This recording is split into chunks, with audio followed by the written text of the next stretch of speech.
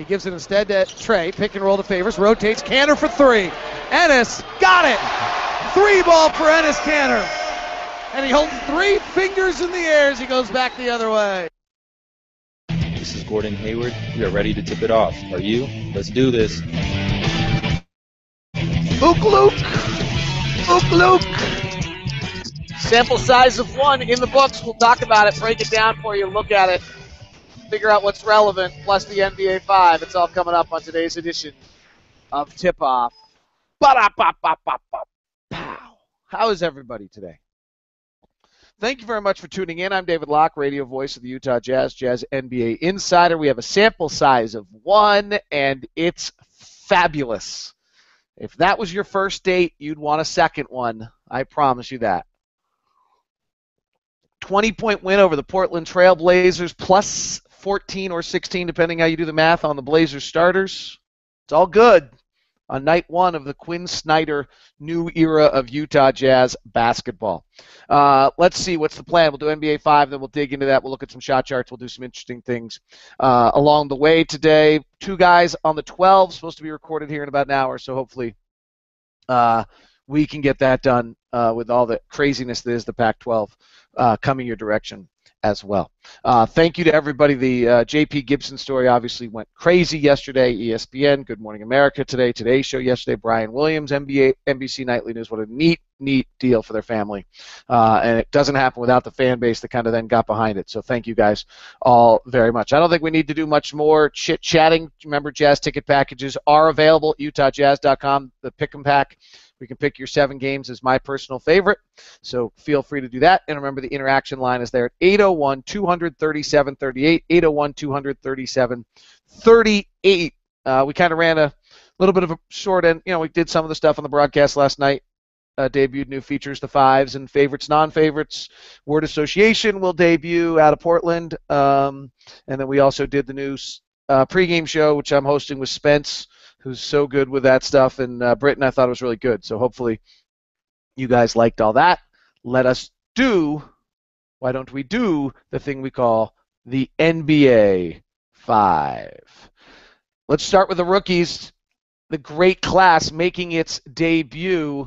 Andrew Wiggins was, in fact, great. The day after Marcus Smart went 0 for 8, Andrew Wiggins scores 18 points, 4 rebounds, 3 assists, a block, and 3 steals in 32 minutes for Minnesota last night, plus he ends up with 10 free throw attempts. Going back to scouting him, his first step is amazing. He's going to live at the line. He's going to get by guys on the first step.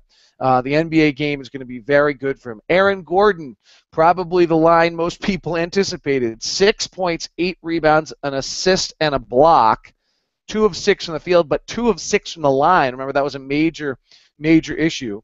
Elfrid Payton, just 1 of 8 for Orlando yesterday. Doug McDermott went 3 for 12 for Chicago after a pretty good day on a back end of a back-to-back. And Miričić for Chicago goes scoreless in 14 minutes with 4 turnovers after having a great first day. The one rookie that has consistently been good so far is Sacramento's Nick Stojaskis. Starts at the shooting guard, 13 points, 5 of 6 shooting, 2 of 2 from 3. Last night. Some interesting other things going on in the NBA. The Pacers starting lineup, with all their losing Lance Stevenson and having Paul George hurt, is George Hill, Rodney Stuckey, C.J. Miles, David West, and Roy Hibbert. That's going to be a tough one. They're going to defend Stuckey's physical and kind of very similar to Stevenson in some sense. C.J.'s obviously not Paul George. But that's going to be a tough one for them. Interesting to see what Frank Vogel does with that. Danny Granger, big hopes in Miami. He can bring them something off the bench. He goes 1 of 10 last night. You just wonder if those legs are just done. And interesting things in Detroit, where Greg Monroe came off the bench last night for the Pistons. As last year, Drummond and Monroe played together a lot. They were a disaster. Didn't work well together. Now, Monroe, who's going to be a free agent at the end of the year, coming off the bench, could be a tough swallow for them. 101 free throws in the Houston versus Dallas game, to give us a quick reminder, if we had forgotten it all, that this is preseason and will be and only is preseason. If just for any moment along the way you forgot that it's preseason, then this was our quick reminder of what preseason basketball is taking place there. Elsewhere, the big story coming out of the Eastern Conference right now is that Darren Williams is supposedly looked terrific. He had 17 and 7 the other day. You know what? I would agree. Just seeing him in the offseason twice and how he looks physically, I think he looks just remarkable. And see if he can get healthy and see what happens along the way. Kevin Durant is 2 years away from free agency, and yet there's a story yesterday that James Harden hopes to recruit Durant to Houston for free agency. Holy smokes, this is going to get long for the Oklahoma City fans. It's going to go on for 2 years. And with Washington lingering as well, I think that's going to be really something else along the way. Interesting other thing along the way is the Kyrie Irving signed his max deal. I didn't realize this till yesterday. He'll get about $16 million a year. Anthony Davis, under the new TV deal, signs his max deal. Will get about $25 million a year. That's wow. That's something else. That is your NBA 5 for today. Let's dig in to the Utah Jazz Day. Hi, Jazz Nation. This is Enes Kanter. Thanks for being the best fans in the NBA. Thank you very much, Enes. Well, we always said we'll take a look at NBA rank each day of this week as they kind of break down their top 10, and I like to do it, but let's dig into our preseason game first on everything, because I left the 81 through 90s out in my NBA 5 since there was so much other stuff. Strong opening night. The big numbers plus NBA.com has it at plus 14, I had it at plus 16 during the game, but the Portland bench was terrible. And they'll never play together again. So all that period of time, I think you can throw out the window a little bit. But the plus 16 against their starters really is great. Hey, it's a sample size of one. We don't need to go crazy, but let's look at it. Opening night performance. These guys look terrific. Plus 16 against the starters. 26-22 in the first quarter when they played all 12 minutes. Jazz were rotating, and then those starters played 8 minutes in the third quarter. Terry Stotts wanted to play 20 minutes. He hit it right on the button. The one thing that jumps out to me last year is the Blazers hit 700 three-pointers, and last night they just simply didn't get any looks. They hit, 20 against us in a game. They didn't get any looks. For most of the game, they only had 2 3-pointers the entire game. Derek Favors was terrific. Rudy Gobert's defense was terrific. If there are centers and you can start linking 48 minutes of those two together, let Canner, Booker, Novak, whomever else play the 4 time, then maybe the Jazz can turn out to be a pretty good defensive team. I mean, that's Quinn's goal. The Jazz fast break point battle. I think they held Portland to 10 fast break points in the game. Get out on the three-point shooters, set that wall early, which they did. There was one play in the game where there was a fast break. Will Barton, Derek Favors stepped out above the free throw line in transition defense, forced him to take a pull-up 16-footer, missed. Favors rebounded, outlet it up the wing. Someone pushed it then further up the wing to Hayward. Hayward drove and got himself 2, and that was exactly the basketball Quinn Snyder. That 2-play sequence is probably exactly what Quinn Snyder wanted from his team in the game. But when I look at last night, really what jumps out at me is the ability for the Jazz to defend the 3 and the fact that they were able to stop transition defense. Those are 2 huge things they've talked about in camp. And as Quinn said in postgame, you could see our guys were trying to do what we've worked on. Portland finished 3 of 19 from 3, and their starting 5 was 0 of 4 from 3. Will Barton got 2 of them. C.J. McCollum got 1. That's big stuff. Fast break points was 18-10. In points in the paint, Portland only had 28 points in the paint. The Jazz really defensively did a nice job. In fact, let's take a second and look at that shot chart, if I may. Let's see if I can screen share this with you.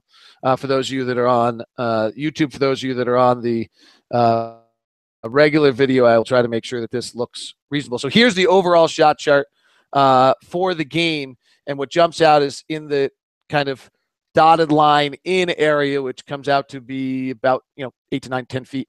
Only 13 of 33, 39% for the Blazers.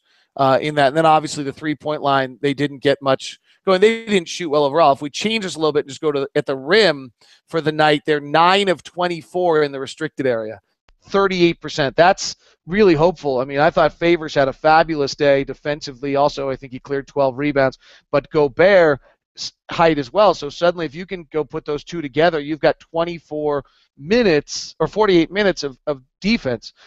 Some of this is a bit misleading because I think we can go and let's play around and let's eliminate some periods. Let's go to just the first quarter, and now it looks a little different. Here's the first quarter. They're playing with their starters, and you still shut down the three. They hit Aldridge in here in the mid-range, hits them, and they're 3 of 4 at the rim, and they're 4 of 6 in the reduced area. If we play, I've never done this.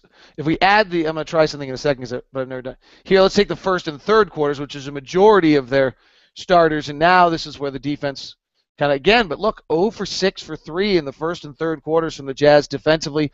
9 of 18 in about the 8 to 9 feet in area. If we take it down to just the rim, 7 of 13 at the rim. That's that's better. League average is about 61% right there, 60%. And they're not great. Damian Lillard's 49% at the rim, one of the lowest in the NBA. He really struggles in that area. Let me try something here because I've never done this before. I wonder what happens if I do this. So if I do game clock third, I don't know exactly what I'm getting here, frankly. I tried that for the first time. It looks to me, if that's the game clock from 4 minutes, this is interesting to play around with, I guess. So here's the whole quarter, 7 of 12. I take the final 8 minutes. So here's the final 4 minutes when they pull their starters. They're 3 of 7, 1 of 2 at the rim. So then you can extrapolate backwards, figure out they were 3 of 7 at the rim. So it's very good defensively in the third quarter. They held them to 7 of 20. But that's to me what jumps out here. A bunch of shots in there, lots of misses. Didn't get the threes, and I think that's the most encouraging aspect to me of this game from the Jazz is defensively what they were able to do in those two areas that they were able to achieve. Obviously time. It'll be interesting to see whether Portland comes out with a little more pizzazz taking it at the Jazz in Portland on Thursday. A few other notes on this one. The lineups were interesting. Now, without Rodney Hood, without Carrick Fields, without Ian Clark, very limited. Trey Murray got some time in there, did well. He scored, 7 points in 11 minutes. He did have 4 fouls. He's got the strength to be able to be a good defensive player. So he's trying to be physical and big and strong. He's just picking up a lot of fouls. He did in the scrimmage as well the other day. But I think if he figures out Quinn's system, he could probably be and it probably an important aspect for his future in finding bearings in this league is whether he can show that he can really be a physical, good defender. So pick up a few fouls in the preseason. It's not the end of the world. He had 7 points in 11 minutes along the way. I don't think he ever averaged more than about 13 at Wichita State. So don't, as much as he's a driver and able to put it in and make some nice moves going to the rack, I'm not sure he's going to be I don't suspect he had a nice game or two in New York last year, but I don't suspect he's a 14-point guy off the bench type of player. I think he can be a physical.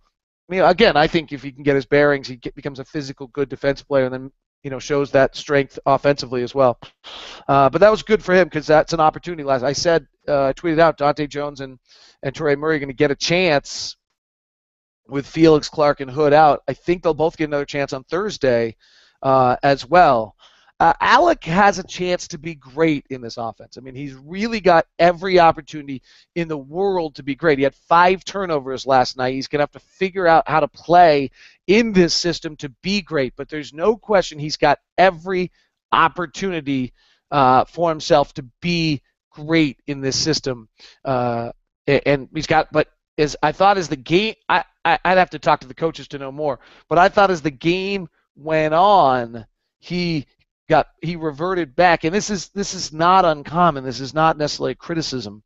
I guess it's a criticism, but it's nothing. It's a fact. It's very guys go back as a game goes on. They're going to revert back to their natural, and Alec's natural thing is to play in that rhythm, play off that bounce, and instead, Quinn really wants him to move and make actions right away, and if early that was terrific, and as the night went on, I thought he so that's going to be part of the progression for him. to figure it out. We saw guys play in space. Canner made some plays out as a stretch four with open space we've never seen him make. He didn't finish on one or two of them. We saw Dante get to the rim with open space. He didn't finish because I think that's going to be a strength issue. You're going to see him blow by guys and not finish a lot, and he's just going to have to figure out strength-wise when he gets stronger, he'll be able to handle that contact. We saw Hayward get to play in face. We saw them attack at the 45. We saw them push the ball early, try to break the paint.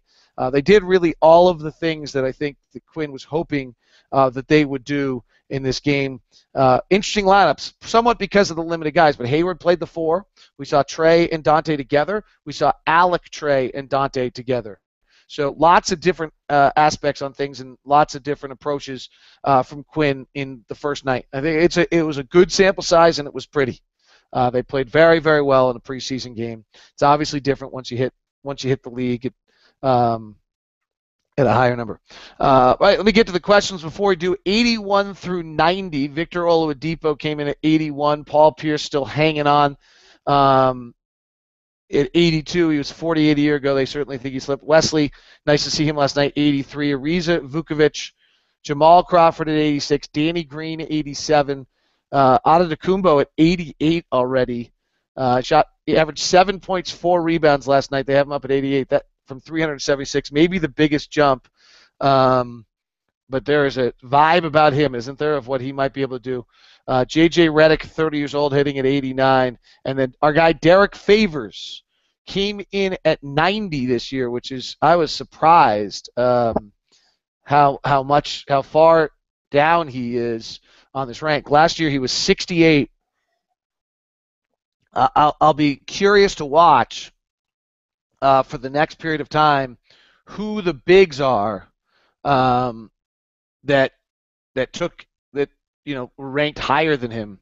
I may be just a homer, but I think of all the guys I mentioned before there, I think I want Derek over every single one of them. Vukovic is an interesting big in the way he stretches a floor, but so it might have something to do with your lineup and your roster. But I was a bit surprised that Derek came in at 90 along the way. That's much lower, but when you have the worst record in the Western Conference, your guys take a hit because of it.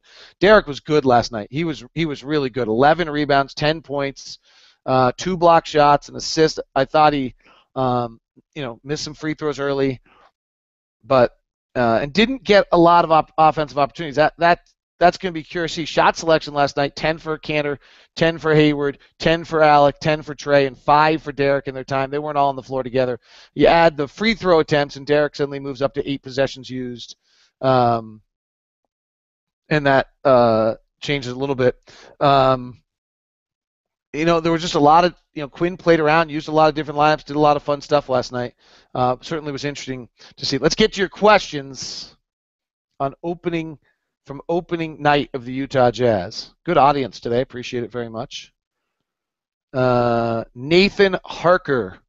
Will Dante Jones make the roster? I think I got this question yesterday. No problem answering it again. So if we do the math here for a second, you've got your primary 10, as I've referred to it, which is Dante, the starting 5, Trey, Alec, Gordon, Ennis, and Derek. Then your next 5 is Dante, Rodney, Booker, Gobert, and Novak. So now we're at 10. Ian Clark gets us to 11, guaranteed contract. Jeremy Evans gets us to 12. Carrick Felix is guaranteed for the year at 13. Toure Murray, I think, is guaranteed through December, is 14. And so 50. If Dante Jones makes the team, it will be in Toure Murray or Carrick Felix does not make the team. Okay? So that's the battle, I would think. I'd be surprised if we carried Jones, Murray, and Felix. It seems like an awful lot of guys and Ian Clark as similar type players. Ian's played well in camp at times. And then he got hurt. So that's the mix there of how that all plays out. But Jones, so what's the plus on Jones? Veteran, known as a defensive player, been around the league, understands, very smart, understands the system. So those would be the pluses for him along the way. Pluses for Felix is young, athletic, hopefully defensive minded, hoping to hit the corner three, become Bruce Bowen type. Pluses for Toure is combo guard, can play the one or the two. As I talked about earlier, physical defensive player, good driver. Played 51 games in New York last year, so he's not odd by it all. So those are the kind of where you look at those two guys. Or those three guys. Shirley, okay, when can we buy playoff tickets and where should we put the championship trophy? It was fun last night, wasn't it? It was nice to see those guys play. They really played well. Tickets are available at utahjazz.com. Look forward to seeing you all out there. Alejandro, longtime listener, just wanted to thank you for all your efforts you put into the great shows of the Jazz. Thanks. Matt Harpring stated on the broadcast last night, Rudy Gobert can aim to be a player in the mold of Sean Bradley. I think DeAndre, I guess it's a different game. The rules have changed since Sean played. So I would go with Tyson Chandler, DeAndre Jordan, a smaller, Roy Hibbert. Can run better than a Hibbert, but he can run like Chandler or DeAndre Jordan. Probably not as physically powerful as Jordan. And he's got some areas where he's a little less than there. Like he's got to get his hands a little bit better. But I would go with those two rather than that. Stephanie Park, I like the play of Brock Modem in the Summer League. No minutes last night. Do you think he'll get any Thursday? Any chance he makes the roster? I think there's a chance he makes the roster. I think he's battling for that 15. Jack Cooley didn't get any minutes. You can't play everybody. Got 18 guys. And I think everyone likes Brock. He played in Summer League. I think he's surprised people in how he's developed. He understands who he is as a player. He's worked his way into being able to play inside of his strengths and or maybe even, to say it another way, play inside of his weaknesses. So I would suspect he'll get some time. Do realize that what a player does in Summer League and what a player does in, it's a big jump to the preseason, then it's even a quantum jump after that. Casey Greer, last night we won the transition battle. To do it on a consistent basis, does it just take effort and focus, or is talent a big part of it too? Will our second unit be able to run? I don't know what our second unit's going to be. I don't suspect that Coach Quinn is the kind of guy who just plays 5 second guys at one time. I would be really surprised if we did that very often. So I don't know what our second unit will be. We should be able to run. Our number one advantage as a franchise is altitude and fan base. That's what we have superior to everybody else, is that atmosphere at Energy Solutions Arena, the fans and the altitude, and we've got to take advantage of that, and to take advantage of that, you got to run. So winning the transition battles, particularly at home, I think is a big deal. You got to gain the home court advantage back is the first thing you do as a franchise, and then the second thing is you try to go win some games on the road. But the first thing is you got to get that home back, and so that's important to have that fan base along the way. Casey Greer, was it just me or was Ennis playing decent defense last night? Last year I felt as though he was making noticeable mistakes every few minutes on a play, but I didn't see anything last night. The players have to switch help as much in Quinn's scheme? Honestly, I'm going to be totally frank. It's hard for me sometimes calling a game to see those things as well as maybe you can. So I don't have I probably don't have a great answer for you. You're accurate, though. I think the big issue that you're touching on, unquestionably, is, hey, last year our defense was 6-7 points per 100 possessions worse with Ennis on the floor. When Ennis played, we lost. The numbers, and this is a huge discovery to this part of the season. If you look up at the numbers on Ennis last year, I think I used this the other day, so I'll just make sure I get it right. Sorry, I'm looking through my broadcast notes here. Why would anybody care to look? If anybody cares, I will, in the name of sharing. Here's what a player page looks on my sheet. No, that's the wrong.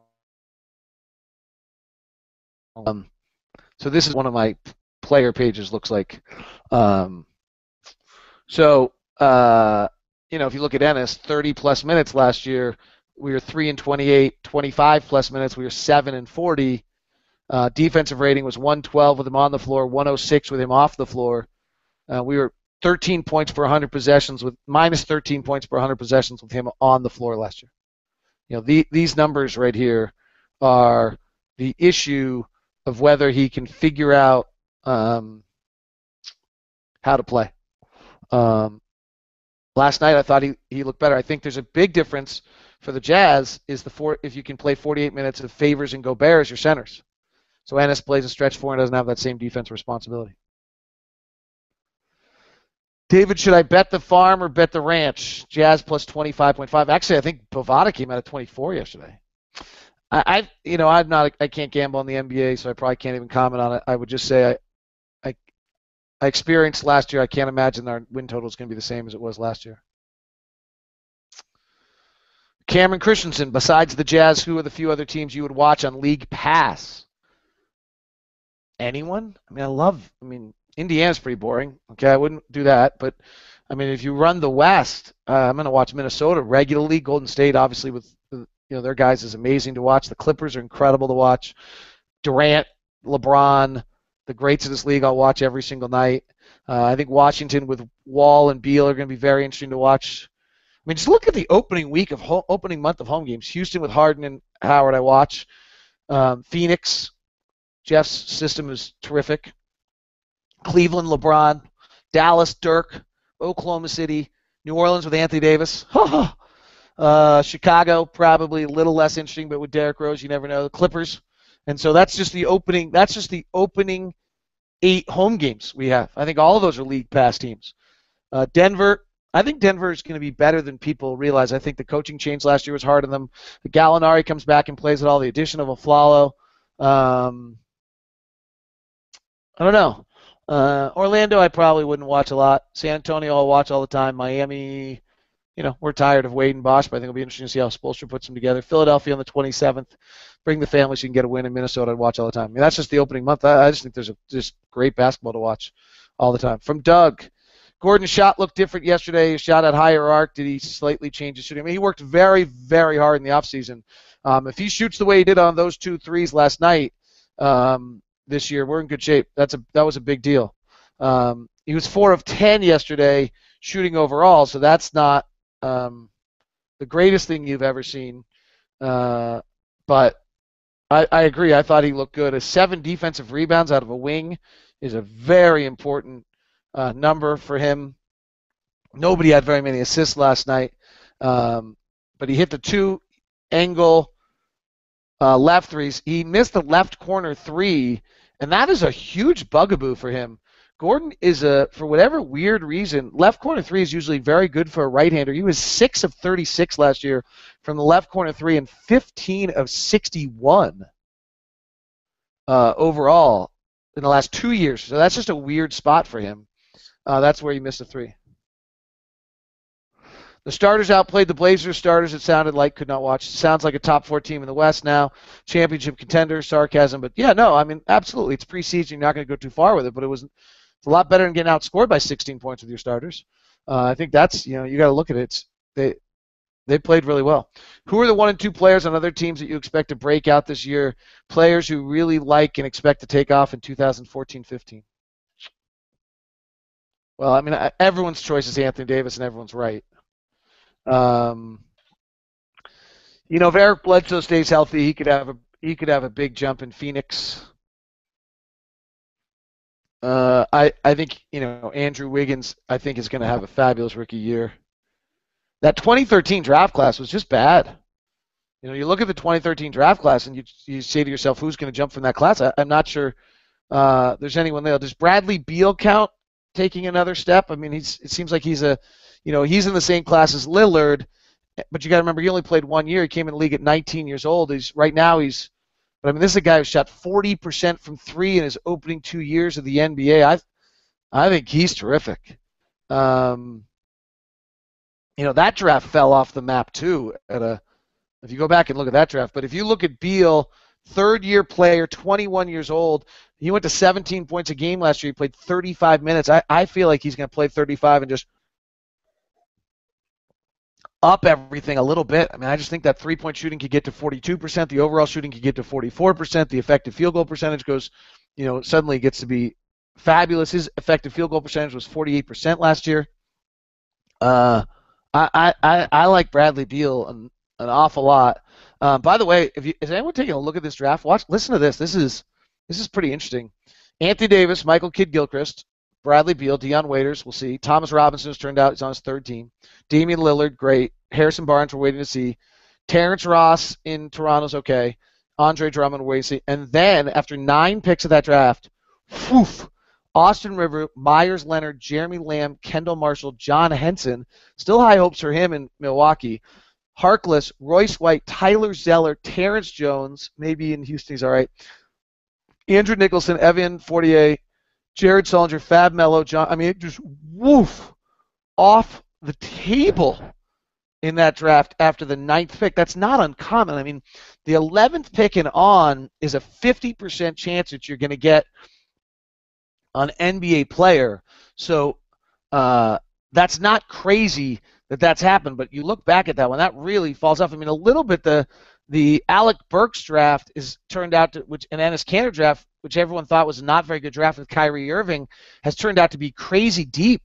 It wasn't very good early. Derek Williams has been kind of a bust at 2, and Tristan Thompson and Valanciunas are 5. Vesely's out of the league at 6. Bismack Biyombo's never really developed at 7. Brandon Knight's Jimmer at 10. Enough said. But then, like, if you think of that, where that draft drops, that this draft had Klay Thompson 11, Alec Burks at 12, the Morris twins at 13 and 14, Kawhi Leonard at 15, Vukovic at 16, Tobias Harris at 17. I like Montejunas at 20, Fareed at 22, Reggie Jackson at 24. It's interesting you look back that everyone talked about that 2011 draft as not being very good. It's actually turned out to be pretty terrific along the way. That wasn't really what you asked, but Nathan Harker, who is the Jazz 6-man? No idea. And Jody asked that question last night. I think it's, I think there's 4 bench guys that are going to play the majority of those minutes, 5, and I've talked about them the whole time. And finally, my good friend Wesley Craig jumps in. It's another long one, guys. If scoring becomes more evenly distributed with the new offense, as we saw last night, how will this impact higher scoring players who see their numbers go down? I think last year was so miserable. If these guys can get, if they can get things to work, they'll be excited to just play good basketball and play the right way. Thank you all for tuning in. Chris, I see you on the bottom. For whatever reason, it's not working.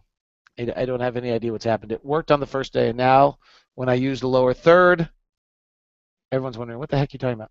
When I use the lower third, it's working now. Hey, I don't know why that did that. I have no idea why it decided to work after not working earlier. All right, I'll try it again tomorrow. This is Tip-Off. We'll try tomorrow. First road tip-off of the year from Portland tomorrow. Hopefully all goes well. Thank you very much for tuning in. Follow us on Facebook. I'm David Locke, Locked On Sports as well. Google Plus community is the Locked On Sports Google Plus. Please join in the conversation there.